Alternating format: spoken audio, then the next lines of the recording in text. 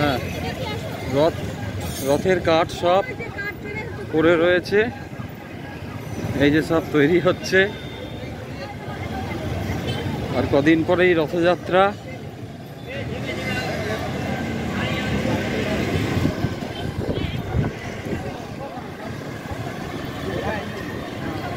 যেসব লাইনে দাঁড়ায়,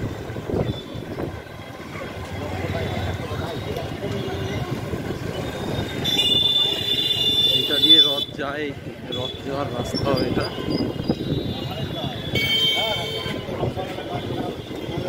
সব কাঠ পড়ে রয়েছে।